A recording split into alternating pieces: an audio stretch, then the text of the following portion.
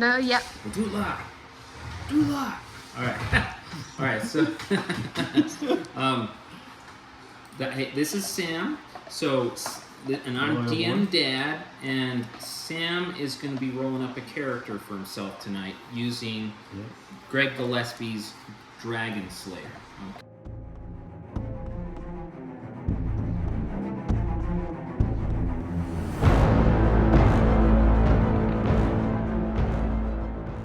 Okay. So Sam has decided that he wants to be a half orc, which is one of these ugly guys right here. Okay, and those ugly guys. Yeah, he must have just looked at the picture and said, "Hey, it's me."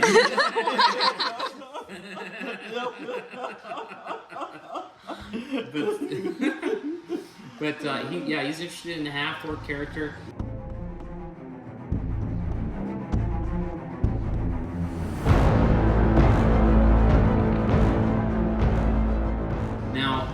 I'm not sure if you are aware, Sam, but it kind of like the kids were saying just now, half-orcs are not thought well of because of their heritage with orcs. So, and orcs are like nasty creatures, evil, despicable things. Yeah. But a half-orc, not necessarily, right? Because they're part human, so they kind of have that human nature in them. Yeah. But nevertheless, socially, they're outcasts, okay? So that's going to come into play as part of the game. Okay. And then also, you have all these different abilities.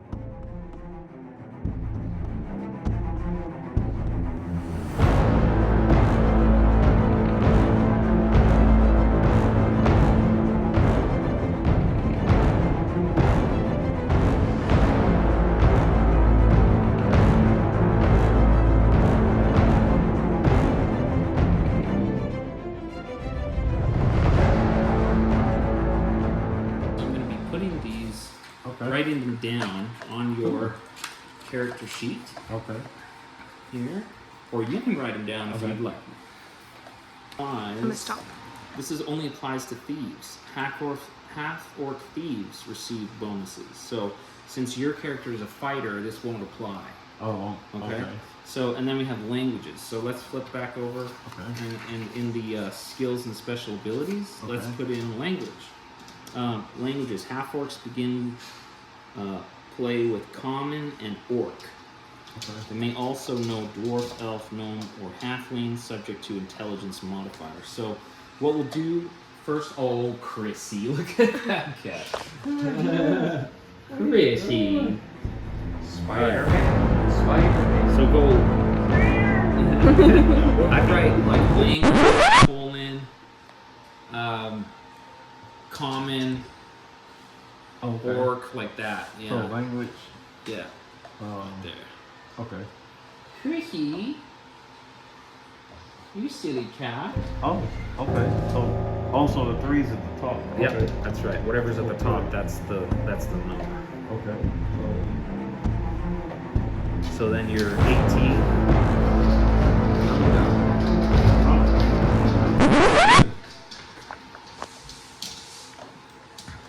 So you say 18?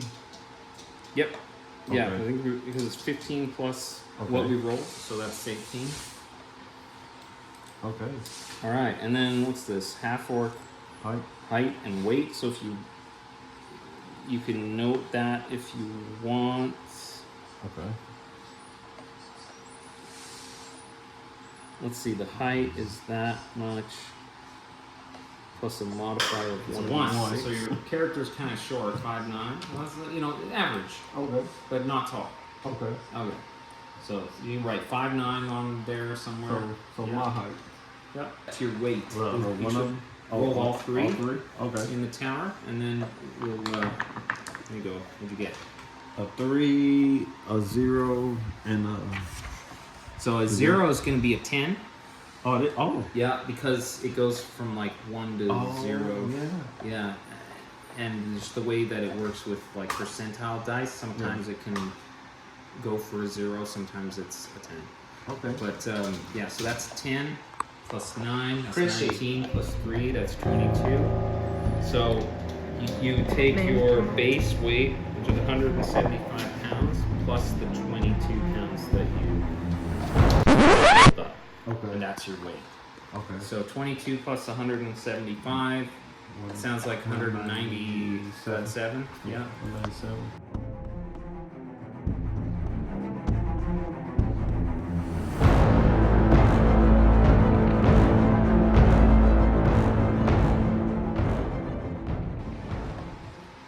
Oh, that poor Chrissy. She's so sad.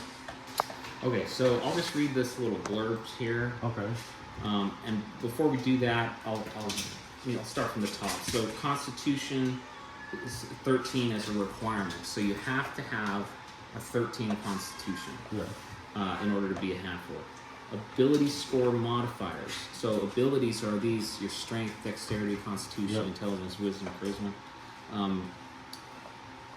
These are you get a +1 to your strength, a +1 to your constitution. Okay. And then your charisma is going to be -2. Okay. Right?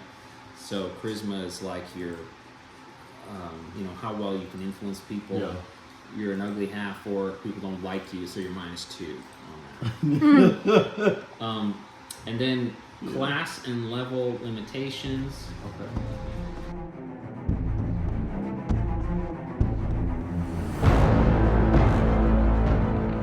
So you can go up to level 12 as a fighter. Okay. Right? But that's where you cap out. Okay. Because humans are the only ones that can just keep going. Yeah. Yeah. So that's kind of the trade-off with playing like a demi-human is like they do have limitations, but they get these bonuses too, right? Okay. So in the short term, they're great, but like if you play long term, you're best off as a human usually, right? So half-orcs are born from the union of orcs and humans. Half-orcs are as tall as humans, but with more muscular builds. They are particularly broad through the shoulders. Half-orcs have sloping foreheads, that's like me, broad jaws, and some may have oversized canines. They have coarse black hair and gray skin tones. Half-orcs live shorter lifespans than humans.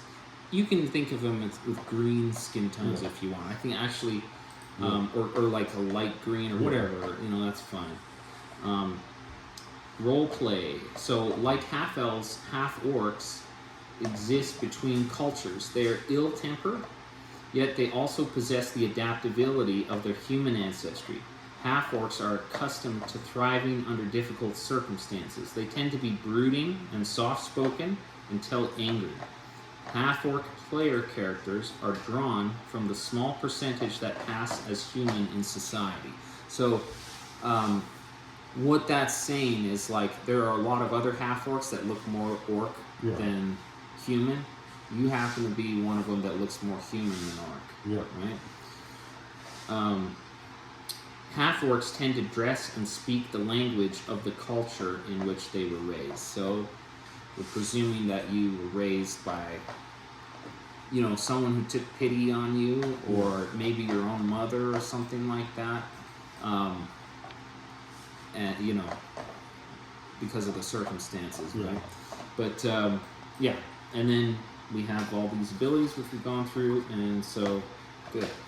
All right, so now what's left to do is we're going to roll up our attributes, which in character generation probably you would start with if you didn't know who you were going to be.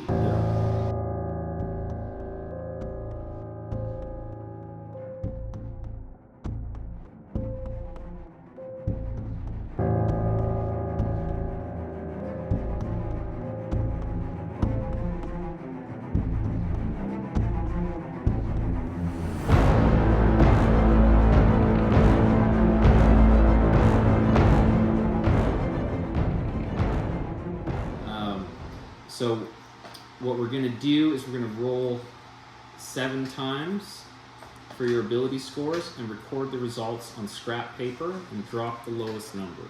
Okay. All right, Abigail, let's get a piece of scrap paper. Okay. And then write down the numbers. What'd you get? So try and get, Abigail, get a Let's see. View of what he rolled. 336. Okay. Hey, that's. Oh, so the thing that's highlighted on the bottom tells red. Okay, I got you now. Okay. Yep, that's I'm right. looking at it from upside down, like. It's just a convention that they do, even on a 6-sided die. Yeah. You know, they'll do that sometimes. It's so that you don't confuse 6s and 9s. Yeah. That's good. Yeah, and on a 6-sided die, it's not necessary, but I guess they just do it sometimes just so so people can, like, your eye will easily recognize. So you rolled up 12, 3, 3, and 6. So you can write 12 down. All right. Roll it one more time. Okay. Or I guess 6 more times. What'd you get? 265. All right, so it's 11, 13. So go ahead and hit 13. How do you like the dice tower? I like it. Oh yeah. Oh yeah. It's good. Let's see. So. Oh, good. All right, so we got 12 plus 4, 16. Yep.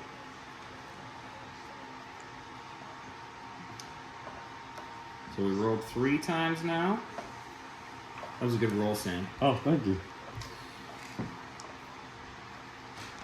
Imagine you get 666. All right, not as good. So 11. Yep. Anytime you roll a 1, you know it's gonna be mid or bad. Yep. Let's see. Oh, okay, that was good. Cool. Got now 15. Yep. Maybe I'm gonna roll them like that moving forward instead of trying to do all of it at once. Oh, 10. you jinxed it. That was the worst one so far. Yeah, I think I found the secret formula. That didn't work out. Oh, I got one stuck. Oh. The one stuck. All right, just push it down. Yeah, that happens once in a while. It's a design flaw. Oh. 662. There you go. So you got 12, 14. All right, and how many do we have? That's 7, isn't it? 7. Yep. Okay, good. So now the reason we roll 7 is because of the next step. Arrange your 6 ability scores to suit your desired race and class. Okay. So basically, you take the 6 best and you drop the lowest, right? So you can scratch out number 10. Yep. And then what you'll want to do, probably in pencil, although your attributes shouldn't change, you'll want to take those and assign them where you need them in your strength, your dexterity, your constitution, your intelligence and wisdom, and things like that. Okay. So, race consists of 2 groups, humans and demi-humans, and that's all the others. Demi-humans receive adjustments, that's bonuses or penalties to their ability scores, which we talked about already. Like you have a +1 to strength, things like that. So we'll revisit that. Okay. And classes consist of clerics and the druid and monk subtypes, fighters, etc., like that, magic users, and the thief. Note your ability scores and modifiers and any special racial or class abilities on your character sheet. So we'll be noting those things, and we've already started that, right? Yep. Your rolls may not be high enough to play your first choice of race or class, right? Okay. So, all right, but we know that if we skip over to the half-orc, that you just need a 13 constitution.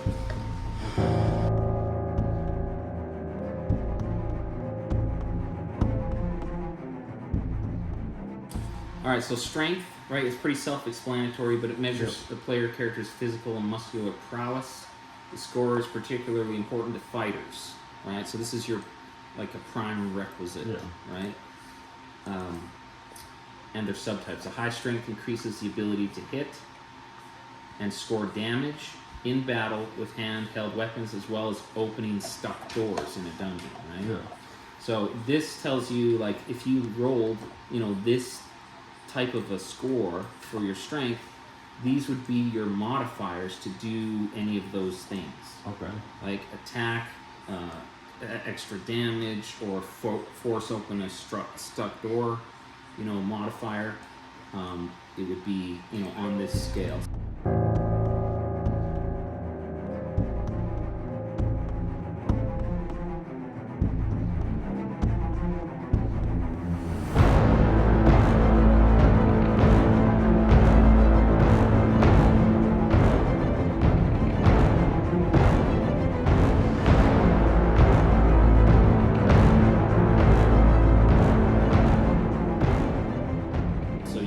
Decide what number do I want to put in strength, and you know, and then like get like that kind of bonus. Okay,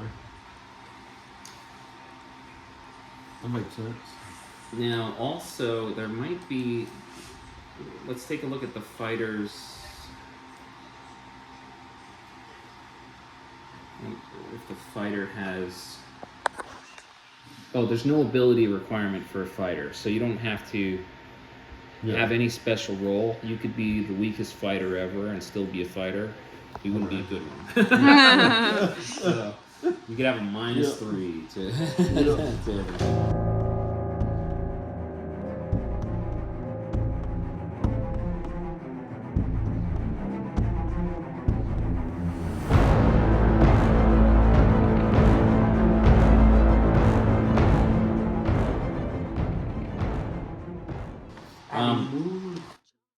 So go ahead and like choose among the attribute numbers that you rolled and put one in for strength that you think would be best.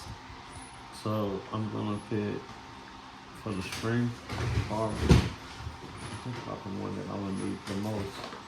Well, let's put it this way. So as a fighter, your specific role is smashing things, cutting things like that. So strength. Yeah, strength, that's your 16. Yeah. Okay. And then there's intelligence, right? So intelligence determines the ability to acquire, process, and apply knowledge. Magic users and illusionists require high intelligence to comprehend, memorize, and channel through magical spells. So this is the prime requisite of magic users. They have to be very intelligent. Fighters don't, but if you are very intelligent, then you get to like read and write, you know, additional languages and that kind of thing. Yeah. If you put yourself down as too dumb, then you're gonna like not be able to read and that kind of thing. So I'm gonna go with the dumb one. Well, of all these, your worst score is 11, which isn't bad. Like that's actually like mid-range. Okay. So you're like average intelligence. Okay. Yeah, so you're good.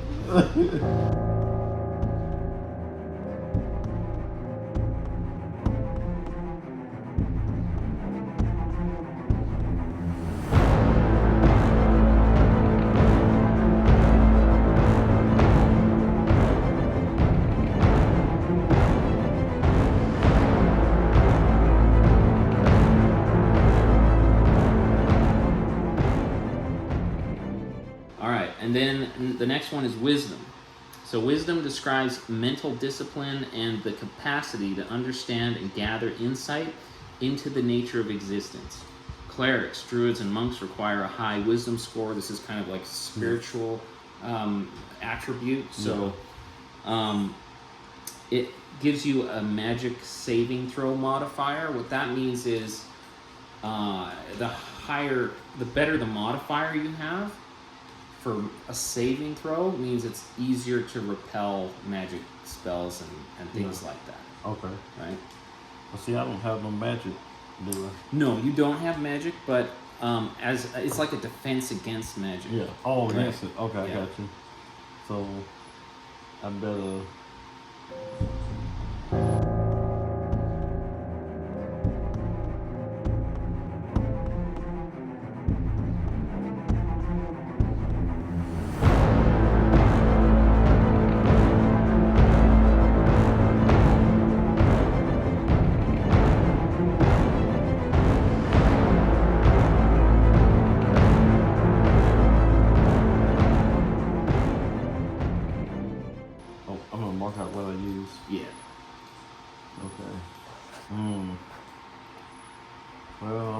high numbers for something else. I feel like it. Okay. So let's go with. I'm just gonna wing it. Let's go with 13. Okay. So if you put a 13 down, then you're gonna have a +1 saving throw modifier. Okay. So that's not too bad. Okay, and then you've got dexterity, so that's dex. And we have it in a different order just because that's... this is the old school order, and I didn't write them in that order on the character sheet. Oh, Probably you did. Greg Gillespie would be ashamed of me because of that. But all right, so with dexterity, dexterity or dex reflects fine motor skill, hand-eye coordination, reflexes, and balance. Dexterity allows a player character to dodge attacks and also improves missile or ranged attack ability. Thieves require high dexterity to pick pockets and remove traps. Yep, that's what I want the high one at.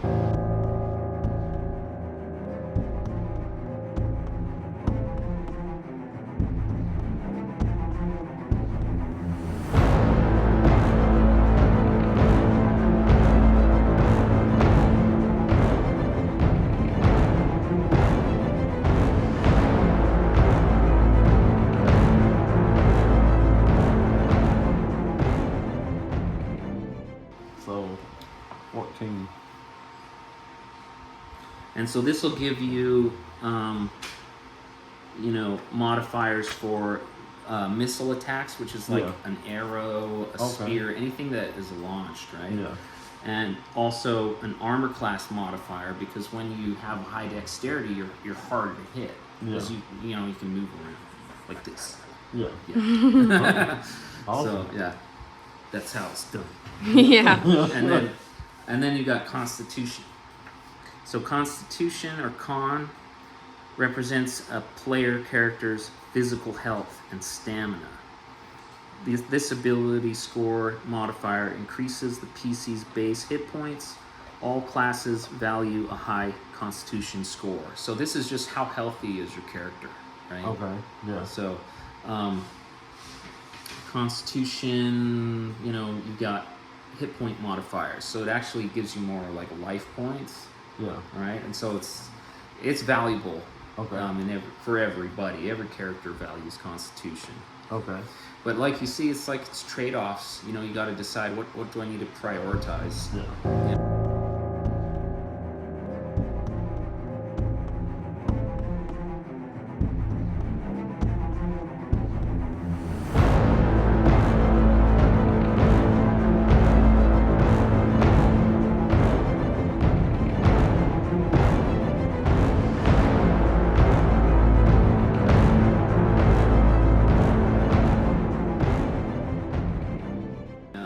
And then the last one is Charisma. Yep. So Charisma refers to a player character's physical beauty, allure, persuasiveness, magnetism, along with leadership abilities. So it's kind of captures all of that together. Charisma influences the number of retainers, that's henchmen and hirelings, a PC may retain, and bolsters their morale. So if you have a low charisma, it affects how many retainers you can hire, and if the fight goes bad, they might ditch on you, right? Oh. Yeah. So, because there's a rule called morale, and if things are going south, you roll morale for non-player characters and for bad guys, enemies, and in either case they might ditch. Oh man. So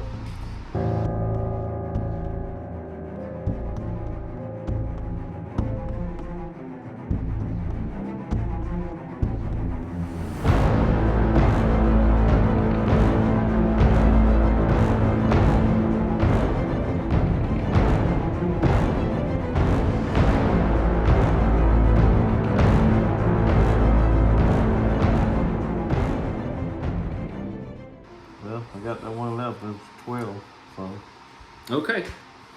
All right. So cool. So what we'll do is we're going to go through here and we're going to look at the modifiers that we have, couple that with... Okay, so we know that, do you see here, I've got these columns here in the middle. Yeah. This is where your pluses are going to go. Okay. And I have it kind of like, in here it explains what the pluses are for. Yeah. So these are your attribute modifier, melee, hit, and damage / open doors. So you, since you rolled a 16, are going to have a +2. Okay. You can just write +2 in there. Yeah. And then, and yeah, if I put a slash in there to differentiate, if you want, you can put another +2, or you can just like, it's the same. Okay. It doesn't matter. Whatever like helps you. Okay. And then we got, as long as you know that you're not having a +4 with those two. Yeah. And then missile, hit, and damage for dexterity. So what did you get? A 14? Yeah. So we look here, and you're a +1, and then a -1 for armor class. All right. Cool. Now, in old school, all right, that's good. Oh. Yeah. Let's see. Yeah, AC modifier and initiative. Right. So that's this third one is like. Put a +1 in that. Okay. Okay. That's a house rule that we've done. So it's not in the book because the book doesn't run combat like that. It's just something that we added in. So. Okay. Cool. All right. Constitution. So. It's right here. What did you roll? I rolled a 15. 15. So you're a +1. Yep. And so when we get to that point, we're going to be adding a +1 to your base hit points, right? And then intelligence, you're rolled mid, right? So yeah, you get just a 0. So like no special bonus, no penalties. Okay. And then wisdom, 13. 13, you get a +1, and that's a saving throw modifier. All right. And then charisma. So I think we've got 12. 3 categories there. So number of henchmen And henchman more. and henchman morale. I don't know why I had 3 in there, but number of henchman morale. Yeah. So just you had a 12. 12. Okay. So you're 3. So write 3 in there, and 7 is their morale. So that's the score that they have to roll against. Okay. For them to decide that, hey, I'm leaving or sticking around. So, okay. So next we're going to take a look at your character's race. Okay. So if we go into half orc, we see again that you had ability score modifiers, right? So these are strength +1, constitution +1, charisma -2. So what you should do is you should change it to a 17, and this is your racial modifier for strength. So because you're half orc, you're muscular, right? So you get a +1 strength. Okay. And a +1 constitution. So you're a mite bit healthier, so that's con. Okay. So change that. And this might affect your abilities too. So we'll have to double check and see if we have to redo these pluses. Okay. We kind of did it out of order. That's my fault. So 16 for the constitution. Yep. But then your charisma, which was formerly like 13 Yes. or 12, is gonna have to be 10. Okay. And so that's gonna affect the bonuses. So we'll kind of see how that works now. All right, strength is now 17, so you're still +2, no change. Constitution is 16. Yeah, that bumped you into a new category. You're +2 for hit points. Oh, cool.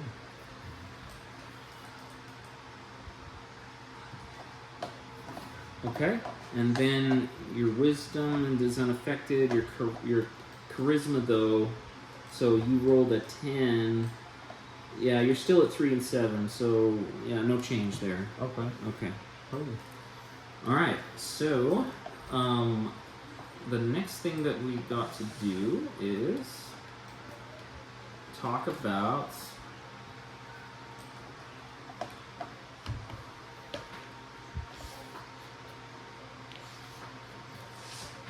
some of your class considerations, right? Okay. So here's your class. So this is what you do. Of course, this gives you race and level limits. So half orc can beat 12. Your hit dice is for your hit points. So Okay. in other words, like what do you roll to determine hit points?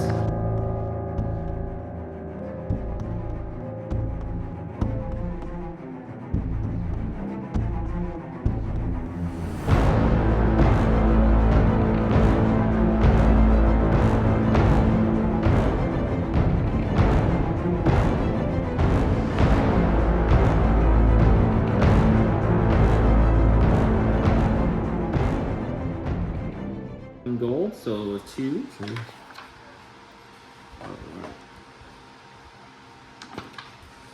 Four. And we gotta roll 5 times because it's 5d4 times 10. Okay. 4. Wow, I did 4 back to back. Nice. Loaded. Don't jinx it this time. Yeah. Watch out, jinx it. Oh! Every time. It never fails. Alright, last one. Jinx again. Oh my goodness. Alright, add those up, multiply by 10. So Okay. it looks like we got 6, 10, 12, so 120 gold. So you can go ahead and put, remember how you have, Man, you fast with adding that up. you know how you got like your different types of money, so Yeah. copper, silver, and it's kind of like dollars, cents. Yeah. So this is gold, so it's like dollars, Yeah. right? So just put 120 gold in there, Okay. and that's how much money you have. At any point because you're going to get a lot of different, you know, types of money. Yeah. So if at any point you wanted to know how much do I have in gold, you can add it up and it goes in this one right here. Okay. And then if you ever decide, I don't want to carry around all this money, that's a liability, Yeah. you can go to the bank, deposit in the bank, and then just write that Okay. there. Okay. It'll be safe there. Oh, cool. All right. Now, since this is a first time character creation and I have to explain a lot of concepts to you, it's not going as quickly as it would if we were rolling up a character for any of these kids. I apologize for that. But I think it's worthwhile, like, you know, kind of giving you a basis of foundation. So, alignment, that is your guy good or bad or selfish like that? Yeah. What are his views on, you know, following laws or, you know, following your own spirit, whatever, you know, that kind of thing. So you have to choose an alignment. Okay. And so we'll choose one and then we'll move on to the next thing. Okay. So let's have a look at alignments. Okay. All right. All right, so there's 9 alignments. Again, it's a little complicated. In basic D&D, which was like a product line in the 80s through the 90s, it was simplified quite a bit more. There was 3 alignments, and it was kind of like you're good, you're selfish, or you're evil. This kind of follows advanced D&D.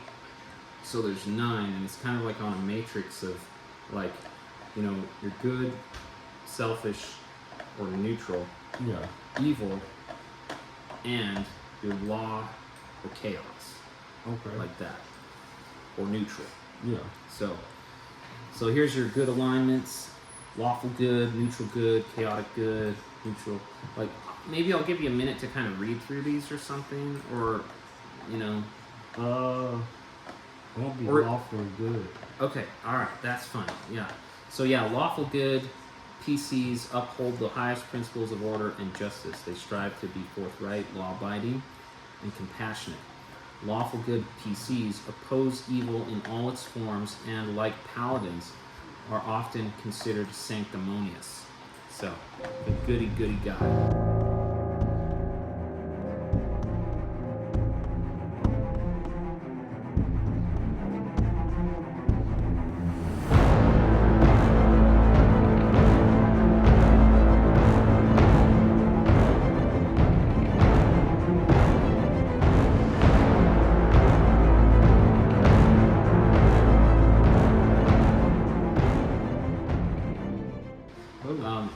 And then there's neutral, chaotic, good. I'll just go through these. So I know you want to be a good character, and everyone else in the party is good, I think. No. Katie is neutral because druids have to be neutral. But neutral good. Neutral good player characters value compassion and kindness while refusing strict adherence to authority. They believe good can be achieved in the world through either law or chaos or a balance of the two. As a result, they are flexible in their worldview. It's a little wishy-washy. Yeah. And then chaotic good PCs value personal freedom and individuality. A chaotic good player character follows his or her own moral compass and does what is right regardless of the established norms of society. They are often labeled as outsiders or rebels by authoritarian regimes. So you can kind of look. I struggle a little bit with like understanding alignments, but you could think of it as like the lawful good is gonna, he's not gonna like break the speed limit, and chaotic good is like he's a good person, but he doesn't care what the government says. Oh, well, see, in reality, that's how I am. Yeah. Okay. Yeah, so that's, yeah. Well, I better change it to that one. Yeah, you bet. Good. All right, so I've got a space for alignment right here, so you can just go ahead and put chaotic good. Yeah. Yeah, because like the word chaotic, it sounds bad, so it kind of tricks your mind a little bit. So. Yeah.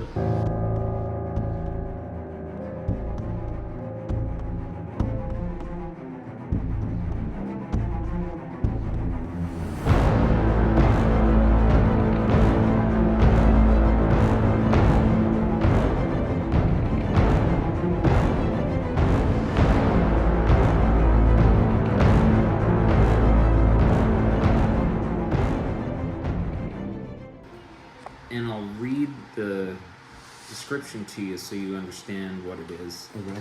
And then the challenge is going to be remembering that, I'm going to use cleave because that's something I can do, right? Okay. So if a fighter kills a target, he or she immediately receives one additional attack per 2 levels. So you won at level 1, so you get 1 additional attack at your current level. 2 at level 3, 3 at level 5, etc. Cleave applies to both melee and missile attack forms. All additional cleaves must be adjacent to the first slain target. So how that works is, if you successfully kill a guy, and there's another guy right next to him, you get a free additional attack on the guy next to him. Oh, man. Yeah, and like, it increases over levels, so you can actually keep cleaving. If there's like a whole line of them, you can cleave through them all, right? Okay. So, all right. Cool. And then we have the fast pack, ye old fast pack. These are like adventurers starter kits, so that you have the stuff that you would probably want for an adventure. Yeah. So I'll let you look maybe at these different fast packs, and you can see, you ask me questions that you might have.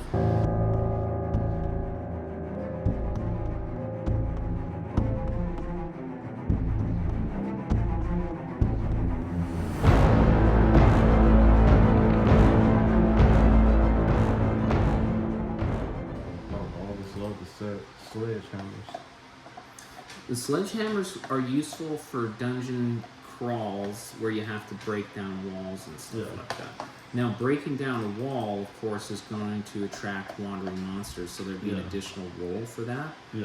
But it would, like, break down doors and that kind of thing. Oh, okay. Yeah.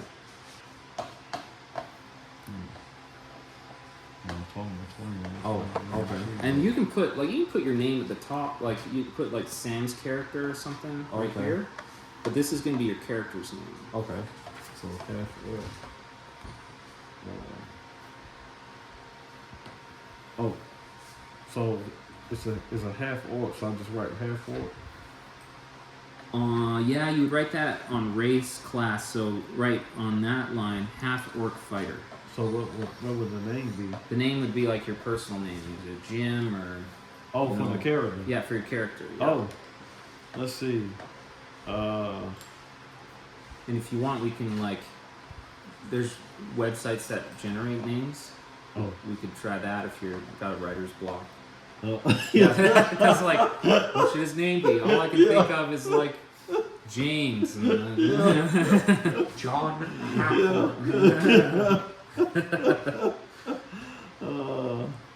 I'm gonna pick. Well, how about David?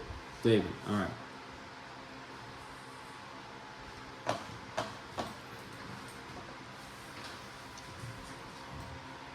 Good. You can give him a last name, but you don't have to. Oh, right? All right. You don't have to. So David, half orc. Let's see, Munchins. David Munchins.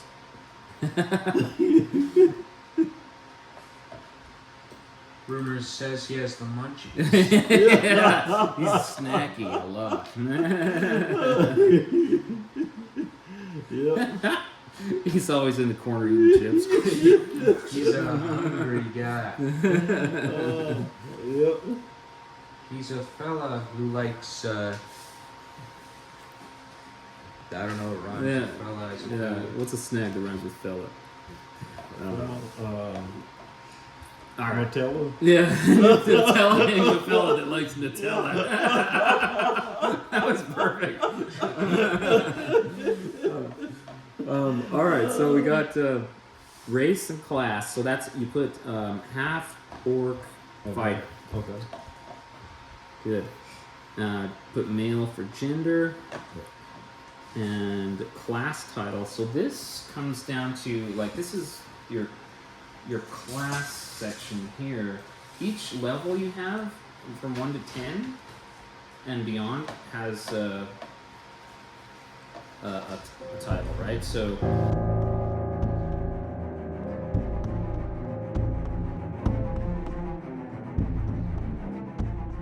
you're a swordsman. Okay. So if a character introduces himself as like a swordsman or whatever, you will know what level they have. So he's got a level, so go ahead and put level 1. Okay. XP is blank, haven't earned any yet. Yes. Prime requisite XP modifier. So that actually goes back to here on the attributes that we rolled up. So ability prime requisite.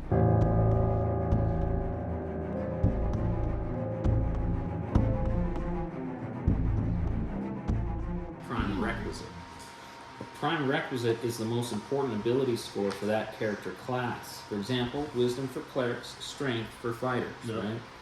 A high prime requisite provides an experience point bonus or penalty. So, what's your strength is 17? Okay, so you're in the top tier, so you get plus 10%. So put that up there. So what that means is he's a big guy because he eats good. Yeah, he's snagging. He's always snagging. He's got Nutella. He's got like after every fight he pulls out a protein bar.